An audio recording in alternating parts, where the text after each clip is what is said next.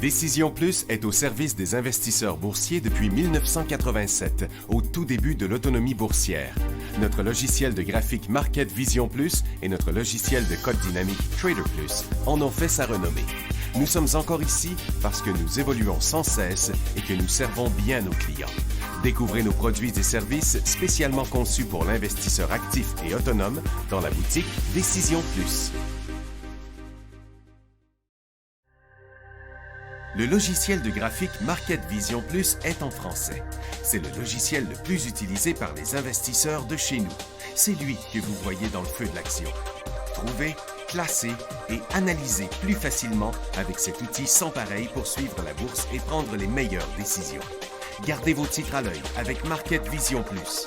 Consultez la boutique Décision Plus pour en faire l'essai pendant 10 jours sans aucun frais. C'est garanti. Laissez-nous vous guider pour analyser la bourse et prendre vos décisions. Les analystes de Guru.tv feront tout le travail pour vous.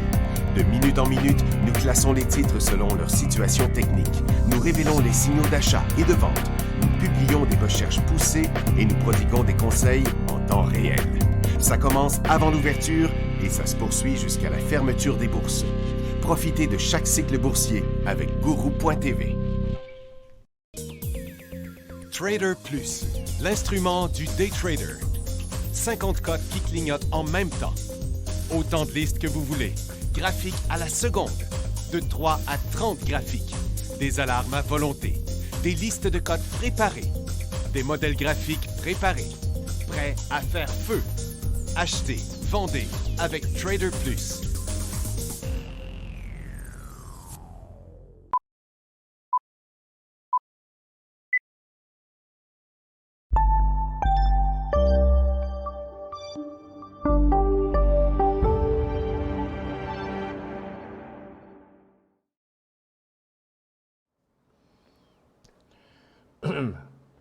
Bon midi, bienvenue dans le feu de l'action. On est mercredi le 21 février 2024. C'est pas le même scénario que ce matin, puis en plus, c'est un peu le même scénario qu'hier aussi, parce que ce matin, à peu près tout était en baisse à l'ouverture.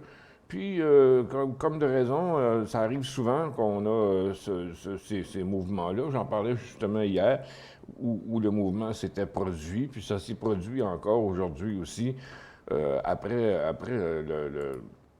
l'ouverture en baisse. À 10 heures, il y a eu un mouvement. Tiens, on va retourner là. Comme on regarde, c'est encore arrivé la même chose aujourd'hui. Après la baisse de ce matin, à 10 heures, il y a eu un rebond sur les marchés qui, là, il est en train de revirer en queue de poisson, là, c'était à Toronto, c'était un petit peu plus de bonne heure, mais sur les marchés américains, c'est à 10 heures qu'il y a eu le mouvement. On a vu ça à différents endroits. Premièrement, dans nos day trades, on n'a pas eu énormément, là, mais on voit à 10 heures, il y a Clean Spark qui rebondit, il y a EFOI aussi qui rebondit. Et après ça, Lunar, le bon de souscription et le titre, et qui sont en train de revirer de bord là aussi. Et puis, dans les secteurs spécialisés, il y a eu ça ici aussi. On a eu des mouvements similaires de American Airlines, Southwest Airlines, dont la plupart des airlines. Après ça, il y a eu aussi Cameco vers les 10h15, 10h15, 10h20, qui a rebondi aussi, puis les Recreational vers les 10h30. Fait que, paquet de petits mouvements. Ce ne sont pas des gros mouvements. Comment ça, pas d'image? OK, si tu as du son puis tu n'as pas d'image, rafraîchis ton navigateur, François, en faisant, soit en fermant ton navigateur et en le réouvrant, ou encore, pendant qu'on était là dans la plateforme, tu fais CTRL F5, CTRL F5, puis ça devrait redémarrer juste la plateforme, puis tu devrais retrouver ton image. Mais tu es le seul qui dit ça. Robert, il dit bonjour, cet avant-midi, il y a eu un rebond sur l'uranium. Que penses-tu de l'idée de prendre une position? Bon, on va regarder ça après. On est sur un support sur l'uranium. Après ma barre ce matin, ça avait décroché. On le voit ici. Là, regarde, tu as Cameco qui est là, qui a fait son rebond à 10h20. Mais si on regarde comme ça, tu vois, ce qui est un petit peu inquiétant encore du côté de l'uranium, on voit Ura là, qui est redescendu pratiquement à la hauteur de son support précédent. Ça fait que Cameco il décrochait comme ça ce matin, jusqu'à temps de remonter sur son support. Donc, je ne suis pas tellement certain que le support est assez solide parce que j'aurais aimé le voir rester un petit peu plus fort que ça. Mais j'ai encore un petit doute qu'il pourrait rechuter. Ça fait qu'il y a quand même une couple d'autres supports qui sont là, mais je dis la même chose que ce matin, là, mais c'est ça l'histoire. La morale de cette histoire, c'est que ça pourrait reglisser encore un peu. Son stochastique n'est pas vraiment très positif, là, parce qu'il était venu en situation survendue. Ça a remonté, puis là, on voit qu'il est en train de revirer de bord aussi. Là, ça fait que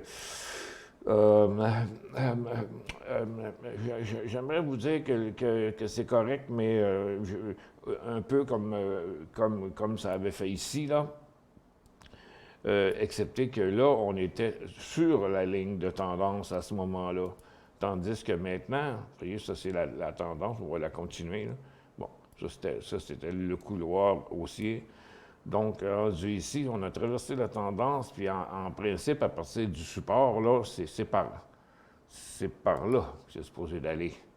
Puis là, bien, ça a l'air un petit peu glissant pour l'instant. Fait que je pense que c'est un petit peu trop tôt encore pour l'uranium. En fait, ça correspond avec la baisse de l'uranium ce matin, a correspondu avec la hausse la hausse du gaz. Bon, on voit USO qui se tient en haut, là. Sur les pétrolières, il y a eu quelques grosses pétrolières qui ont bougé. Pareil comme l'autre jour, là. C'était surtout les grosses, là, les Imperial Oil, Cenovus et tout ça. Je vais vous le montrer après, là. Donc, on voit un genre de... Ce qui a l'air d'être un breakout, mais il ne faut pas oublier que la journée de lundi, les marchés étaient fermés. Ça donne l'impression qu'on était sur un mouvement de côté, mais en fait, ça ne l'est pas. Ça ne l'est pas. C'est comme 1, 2, 3, 4. C'est comme 4 hausses. On a traversé la résistance un peu, mais je trouve ça un petit peu trop avancé. Mais en tout cas, comme je vous disais, puis regardez, c'est le gaz qui a rebondi ce matin, d'à peu près 8 là, je ne sais plus combien qui est en hausse maintenant. Là. UNG, on est à 11, à 12 sur UNG là, maintenant. Donc, comme on le voit ici. Fait que ça a été quand même un bon jump, mais ça a décollé là, puis c'est resté là par après. Ça fait que c'est assez bizarre. Mais comme je vous disais, la baisse de l'uranium a correspondu avec la hausse du gaz. Ça fait que, pourquoi il est arrivé quelque chose? Moi, c'est ce que je disais l'autre jour, c'est que on a eu une pas pire flambée, on va dire, dans l'uranium, excepté que toutes les choses qui ont dans l'ensemble des 20 pays là, qui se sont rencontrés pour faire de quoi? C'est bien beau, les centrales nucléaires, mais rénover des vieilles centrales, puis en construire des nouvelles, puis des parcs éoliens, puis des réseaux qui produisent de l'électricité avec des panneaux solaires, c'est pas toutes des affaires qui se font dans une journée, ça.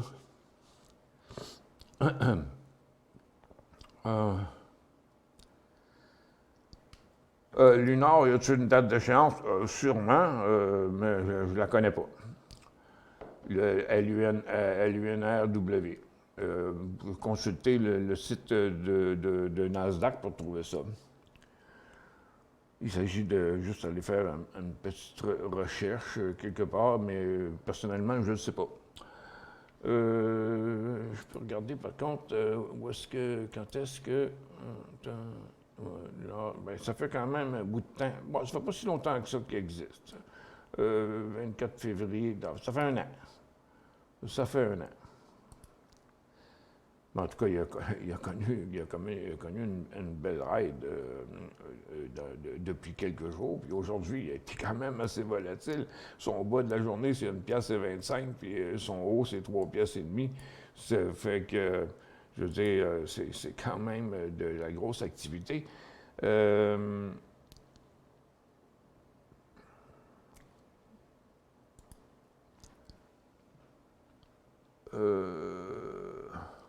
Bon, Claude, du secteur énergie, hydrocarbures, assez mature pour y investir.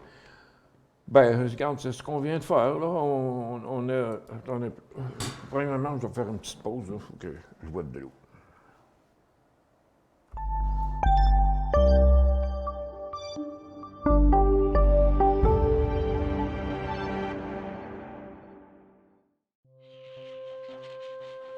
Laissez-nous vous guider pour analyser la bourse et prendre vos décisions.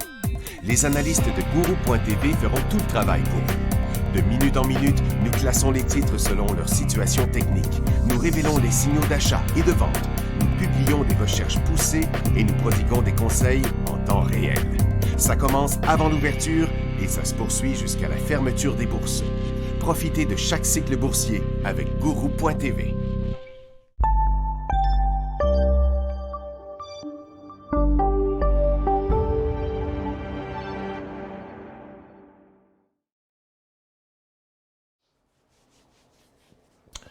Bon retour. Bon, Claude qui demandait le secteur énergie, serait-tu bon? Premièrement, ce que je vous ai expliqué tantôt, c'est que, bon, USO, il n'est pas en décollage. C'est le gaz qui est en décollage, mais les pétrolières, eux autres, sont en hausse. Bon, donc, c'est pas le pétrole qui monte, c'est surtout les titres pétroliers. Certains, c'est du gaz, mais la majorité, ça ne l'est pas. Vous allez voir ici, là, je vais vous démontrer ça. Bon, exemple. Bon, Cameco, on l'a analysé tantôt. Là, je trouve que le support il est un peu douteux pour le moment. Puis, regardez, la plupart des hausses, ce sont des grosses pétrolières comme Suncor, qui est à sa résistance, mais qui n'a pas vraiment traversé. Il y a Imperial Oil, qui est dans la même situation. Il y a ensuite de ça...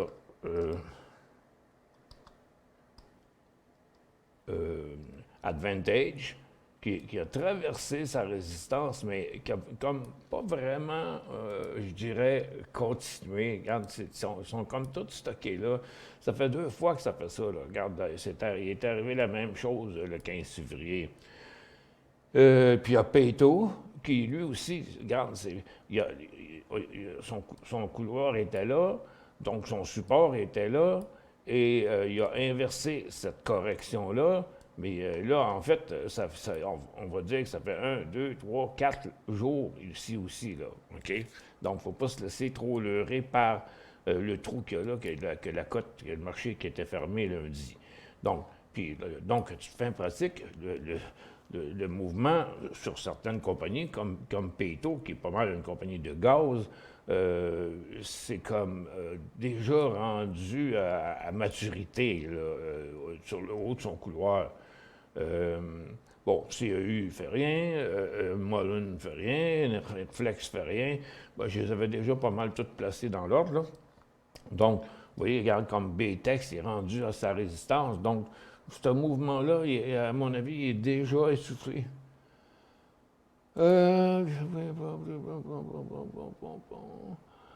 Secteur énergie, OK. Bon, c'est ça qu'on vient de faire. Louis dit HNE est reparti. Est-il reparti? Regarde, c'est ce qu'on est en train de regarder, là. OK, il a fait un gros jump ce matin, mais il est resté là après. Regarde, on est rendu sur CNQ. OK, ça regarde, c'est encore la même chose. Donc les supports du côté des titres, ils ont été plus solides, en tout cas, que ceux de l'uranium. Mais moi, à mon avis, ce mouvement-là, il est déjà terminé. Là. Il n'y a plus ben de la place. Là.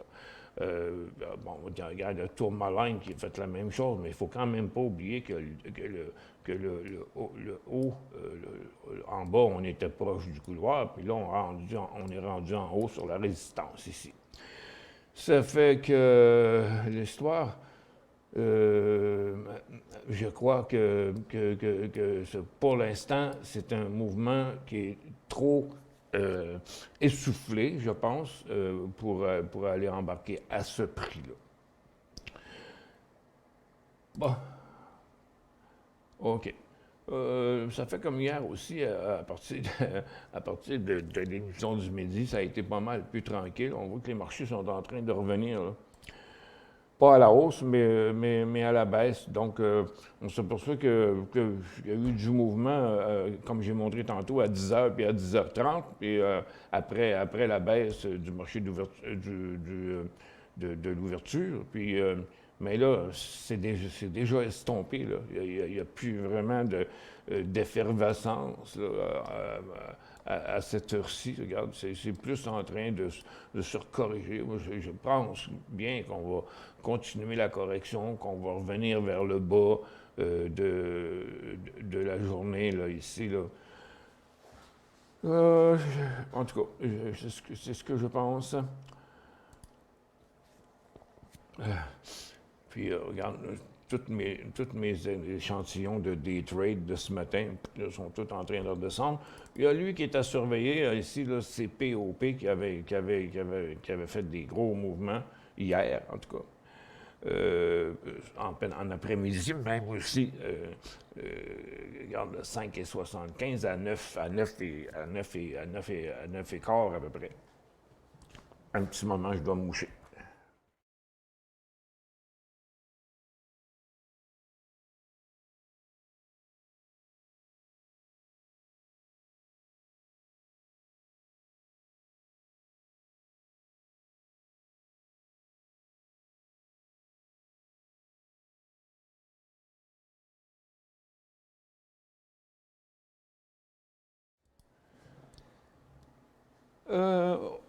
Bon, ben là, pour l'instant, en tout cas, il avait l'air à vouloir décoller, mais là, pour l'instant, il ne revient pas. Mais il est à surveiller pareil. On peut vous mettre une petite alarme là-dessus, là, genre à 7, parce que ça va passer cet écart, OK?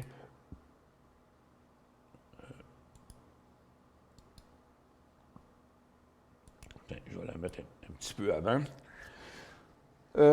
Puis en enregistrant là, j'ai un graphique en 1 minute. Donc, je normalise les volumes. Puis encore une fois, il faut que le titre vienne se réinstaller près de sa résistance. Après, il faut qu'il traverse ici, mais avec des volumes de l'ordre, dans un graphique en minutes, on parlerait au moins des volumes de 250 à 275 000. Là. Ça prend les deux mouvements, sur les volumes et sur le prix. Mais avant, il faut qu'il revienne s'installer proche de sa ligne de résistance qui est là. Oh, petit rebond. Aussi, il y en a eu pas mal d'autres qui ont bougé aussi aux alentours de 10h30, 11h. Il y a eu Google, Meta, Microsoft, Tesla, c'était à l'ouverture, plus. Puis il y a eu Netflix aussi, un petit peu avant 10h, qui est remonté. Ça fait que, à toute fin pratique, je pense que c'est terminé là aussi. Là. C'est juste des genres de mouvements éphémères. Et bon, après ça, qu'est-ce qu'il y avait? Ah, ça, je les ai montré tantôt. American Airlines, les airlines. Bon, OK, on va aller voir ça dans les airlines.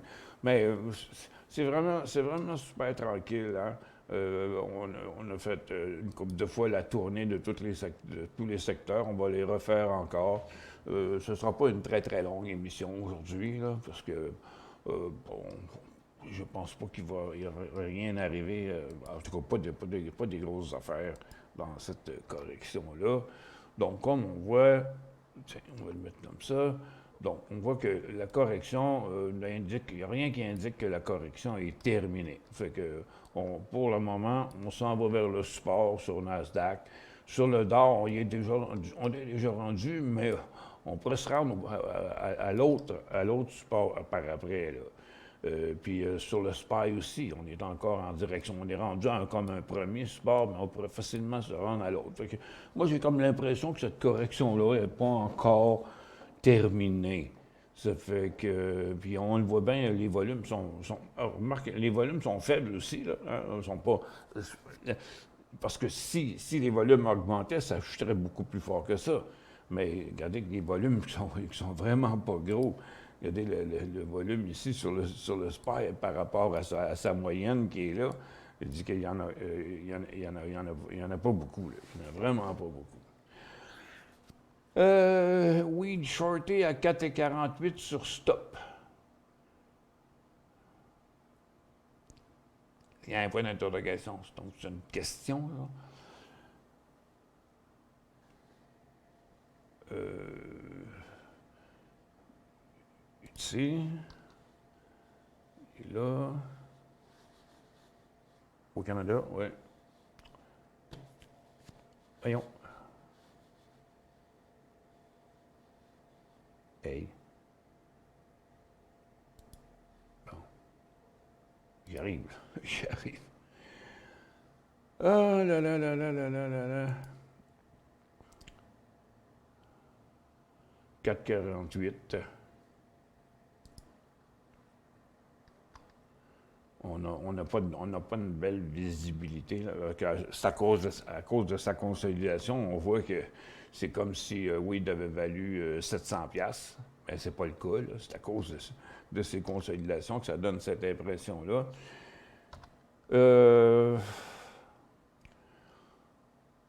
Ben, pourquoi pas? Pourquoi pas? Mais c'est peut-être pas l'idéal. OK? Shorter des stocks à 4 piastres et demi, tu sais, faudrait qu'ils chutent pas mal. Il y a déjà 2 jours de fête. Je n'achèterais pas, ça c'est clair. Mais shorter ça à ce niveau-là, je pense que, tu sais, c'est quand même assez facile. Il rebondit pas souvent, mais il pourrait, OK? Puis là, ça va vite, les pertes dans un short. Là. Oups, qu'est-ce qui arrive? Ouh. J'ai temporairement perdu un écran, je ne sais pas pourquoi. Il est devenu complètement noir. Bon.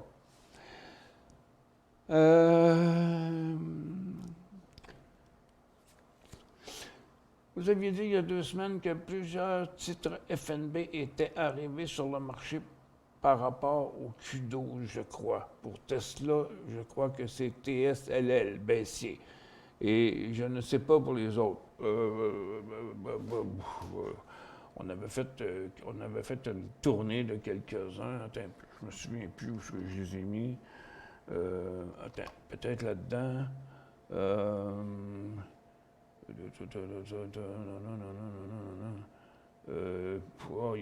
y en a quelques-uns, mais j'en ai plus dans mon autre liste ici. Là. Je connais pas, je les ai pas toutes par cœur.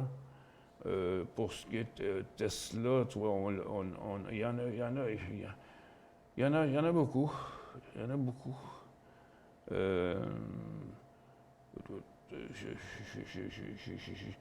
Il y en a d'autres, je ne me souviens plus que j'ai fait avec.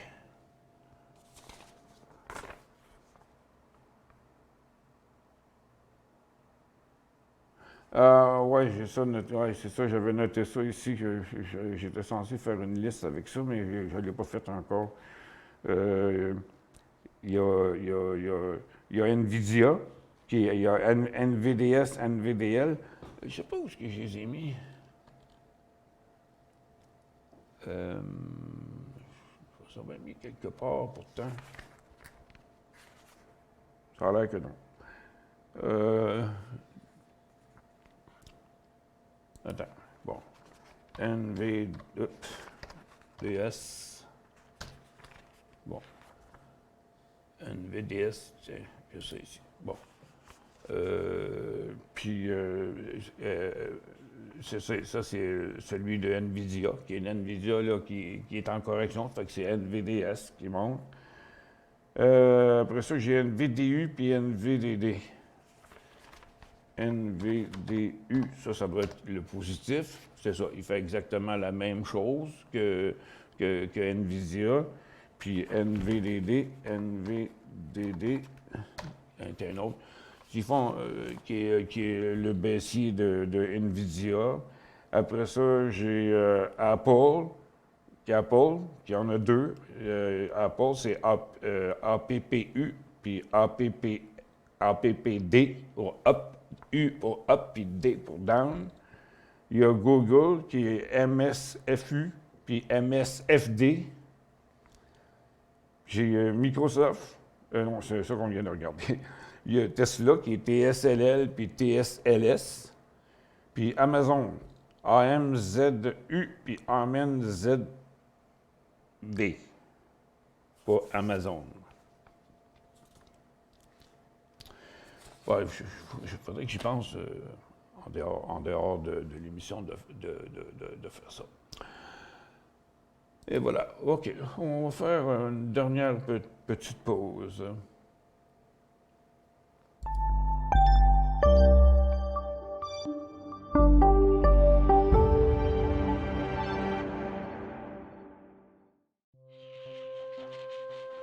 Laissez-nous vous guider pour analyser la bourse et prendre vos décisions. Les analystes de Gourou.tv feront tout le travail pour vous. De minute en minute, nous classons les titres selon leur situation technique. Nous révélons les signaux d'achat et de vente. Nous publions des recherches poussées et nous prodiguons des conseils en temps réel. Ça commence avant l'ouverture et ça se poursuit jusqu'à la fermeture des bourses. Profitez de chaque cycle boursier avec Gourou.tv.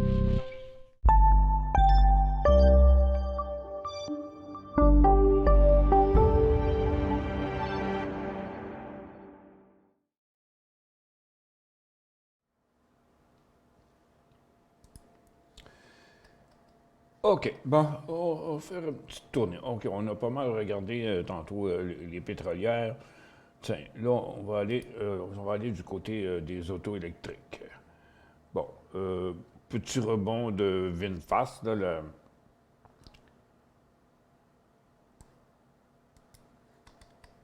voyons. C'est vietnamienne, les vietnamiennes, je pense. Bon, regarde, Rivian, il s'en retourne vers son support, et que c'est pas là que ça semble bien intéressant. Après ça, LEV aussi, s'en retourne sur son support.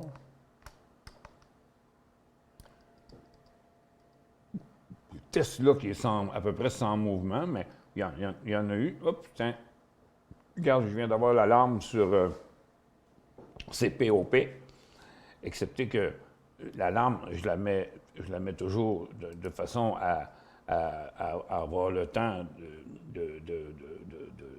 d'installer le trade, si on veut, avant qu'il soit fait. Mais donc là, il est revenu en position pour faire ce qu'il faudrait qu'il fasse.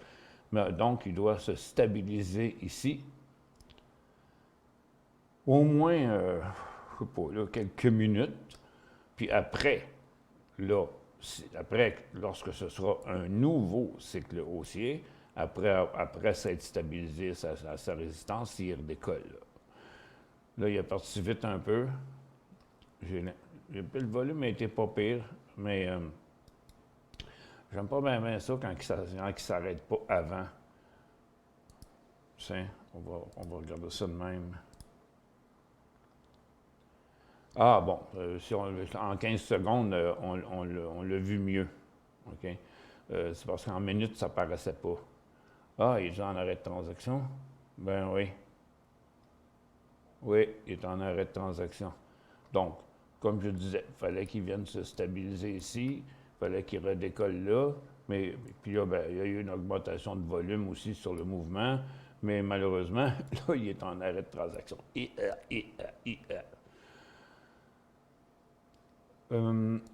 OK, je vais continuer sur les autos électriques. Bon, on voit TSLL, TSLS. Ah oui, j'allais voir, ce que j'allais voir, c'est ça. Dans mes spécialisés ici. Non, c'est pas là que je l'avais mis. Ah, c'est ici. Bon. Ça fait qu'il y a eu un petit mouvement sur Tesla ce matin, mais regarde, ça s'est tout dégonflé.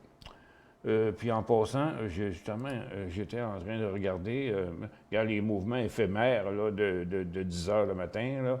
Bon, ben, regarde, American Airlines il est tout en train de se dégonfler. Southwest va le faire aussi, donc ça n'aura pas continué. Ce que je voulais justement aller faire, c'était d'aller voir les airlines, mais on va regarder encore un petit peu. Bon, ça reste encore dans la formation-là. GM, Ford continue encore sa correction. Toyota ne bouge pas. Bon, il y a eu des petits mouvements là, qu'on avait identifiés sur les supports là, pour XPEV, LI. LI, lui, a continué. J'avais mis ce cercle-là comme étant un potentiel à la hausse là, à l'intérieur de cette résistance-là. Par contre, il y a beaucoup de titres sur leur support dans le secteur. On voit NIO qui fait la même chose, Lucide, mais il n'y a pas d'effervescence, il n'y a pas d'acheteurs. Ça tient le coup sur le support, mais j'aimerais voir un petit peu plus d'activité là-dedans, mais il n'y en a pas vraiment. On a exactement la même chose aussi dans le secteur des composantes électriques. Donc, tôt ou tard, peut-être qu'on aura un nouveau cycle là-dedans. C'est ça qu'on surveille. Mais des secteurs qui ont effectué des cycles, bien, c'est ce qu'on a vu tantôt dans les pétrolières. Il y avait déjà 3 ou 4 jours de hausse, mais c'est le seul mouvement qu'il y a eu pour l'instant qui est récent. Le reste, il ne se passe rien pendant tout. Regardez, même Magna, qui est complètement sur dans sa formation neutre. Puis Patriote aussi, regarde, ça ne bouge pas. Je m'attends toujours à ce qu'on ait un mouvement d'un côté ou de l'autre. Pour l'instant, c'est plus proche de passer par en haut, mais il n'y a pas le mouvement. Regardez les airlines aussi, regarde. C'est prêt pour le lancement d'un nouveau cycle, mais c'est que ça ne se fait pas. OK? Regarde, on est en plafonnement là, partout. Regarde Air Canada qui s'en retourne sur son support. Puis là, bien, si on regarde les Américaines, tu vois, regarde Frontier qui avait fait il est arrivé quelque chose, une nouvelle là-dessus, là. Mais là, il n'y a pas de continuité là, sur son cycle à la hausse. Fait que, donc, c'est plafonné partout. Là. Regarde American Airlines, il n'y a pas de mouvement dedans du tout. Dans les batteries, regarde, on flirte avec les supports pas mal. Là. Donc, ça ne m'apparaît pas bien solide. Ça, c'est les récréationnels. Donc, les récréationnels qui continuent un petit mouvement lancinant et pénible. Et puis, après ça, les blockchains qui étaient complètement sur leur top, qui font semblant de décoller le matin, puis finalement, ça n'arrive pas. Donc, c'est encore de la correction, c'est pas prêt encore. Il y a trop de place encore à se corriger dans toutes les bébites que j'appelle les bébites. Là, ils font toutes la même chose, ils sont tous sur un top. Puis, et en correction, les énergies renouvelables, je regarde, c'est orienté vers le bas, encore une fois. Ça ne chute pas fortement, mais il n'y a pas d'activité haussière dans ça. les biotech sont bien tranquilles. Puis les semi-conducteurs, ben, la correction continue en direction du support. Ça fait que pour l'instant, parce que c'était quelque chose de passer par-dessus cette grosse résistance-là. Fait que, donc, la petite folie furieuse est passée, peut-être, pas mal, là. Salut Michel, c'est quand même spécial que par hasard, tous ces ETF sur les gros titres apparaissent. Il y en a beaucoup que c'est des nouveaux ETF. C'est comme dire au monde, préparez-vous, ça va chuter. Non, moi, je vois pas ça comme ça. André, ce sont des outils de travail. C'est des compagnies qui font ça. Fait que, ils créent ces symboles-là, ils les mettent là, ça crée des transactions, puis eux autres, ils font de l'argent avec ça. C'est juste des valeurs boursières, des outils de trading, qu'on pourrait dire. Il n'y a pas vraiment de message spécial là-dedans. Moi, je trouve que c'est intéressant parce que ça permet, premièrement, les ETF sont beaucoup moins chers que les stocks lui-même, surtout sur les grosses capitalisations. Fait que ça donne un choix beaucoup plus facile. Les ETF, c'est jamais des affaires à très long terme, mais c'est quand même des beaux outils pour faire du trading, que ce soit en swing trading ou en day trading. Mais moi, je trouve ça plus le fun de trader des ETF qui valent 5, 10, 15 piastres que de trader des stocks qui valent 150, puis 250, puis 500 piastres. Fait que, moi, je trouve que c'est juste des outils de trading vraiment très intéressants. Ça fait que, le marché qui redescend. Bon, comme je m'attendais d'ailleurs, que j'en parlais tantôt, je ne m'attendais pas que ça arriverait si vite que ça. Ça fait que, bon, il va y avoir, fait que, il y a pas, comme je vous disais tantôt, il n'y a pas d'acheteurs. Il n'y a pas d'acheteurs. Fait que c'est juste la correction continue. Regarde, on est revenu sur le bas de ce matin pour Nasdaq. C'est pas une grosse baisse, on parle d'une baisse de 3 dixièmes. Attends un peu. Non, c'est 85 centièmes. OK, 8 dixièmes pour Nasdaq en baisse, 25 centièmes pour le Dow, 30 centièmes pour le SPY, puis 30 centièmes pour le SPTT. Donc, ce n'est pas des baisses majeures. C'est juste, comme je le disais, il n'y a juste pas d'acheteurs, tout simplement. Fait que, est-ce qu'il y a beaucoup de potentiel sur les FNB baissiers? Bien, ça fait déjà quelques jours que le marché a entamé ces mouvements-là. Ça fait que c'est pas un mouvement nouveau. Fait qu'on approche des supports. Ça fait que ce serait peut-être intéressant d'acheter des FNB baissiers sur le top des couloirs et non pas sur le creux. Ça fait qu'on est un petit peu off-timing ici pour les FNB baissiers.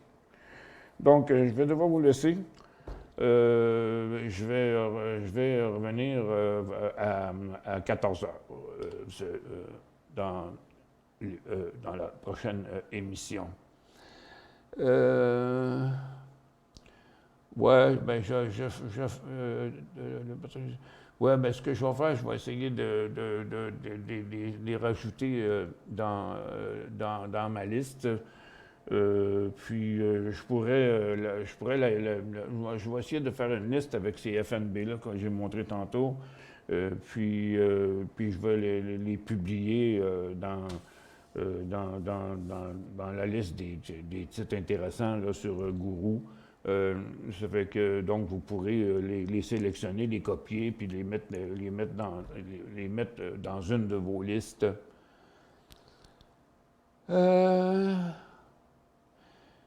Je dis ceci parce qu'il y en a beaucoup qui sont sortis et à titre d'exemple, on est rendu avec 4 ou 5 ETFBC sur NVIDIA. Oui, qui sont des compagnies différentes. Hein?